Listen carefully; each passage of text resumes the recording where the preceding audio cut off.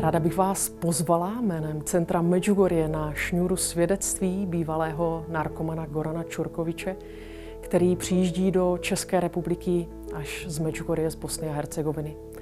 A přiváží svůj životní příběh, kdy z úplného dna, do kterého se dostal právě díky drogám, násilí, žil na ulici, pobýval na psychiatrii, ve vězení.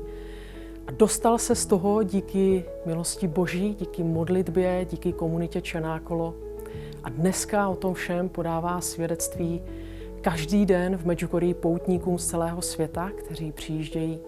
A máme radost, že přijal pozvání a po několika letech opět zavítal i k nám do České republiky. Tuto šňůru svědectví zahájíme právě v pondělí 23. února v 18 hodin v Olomouci v kostele Zvěstování Páně u kapucínů. Den na to budeme pokračovat do Zlína 24. února v 18:30 v kostele svatého Filipa a Jakuba. Poté ve středu 25. února od 19:45 po skončení studentské mše svaté v Hradci Králové v kostele Na Nebevzetí Panny Marie. 26. února ve čtvrtek od 18 hodin pak v Praze na Hradčanech v sále kláštera Kapucínů, tam u Lorety.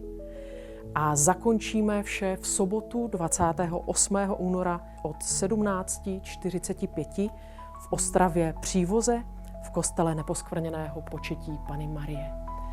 Moc vás na tato svědectví zvu. Přijďte prožít, zakusit kus naděje. Naděje, že s Bohem je možné všechno. A že i z těch našich údolí smrti, kterými procházíme, která prožíváme ve svých životech, je cesta ven. Tak vás na to zveme a těšíme se na setkání s vámi.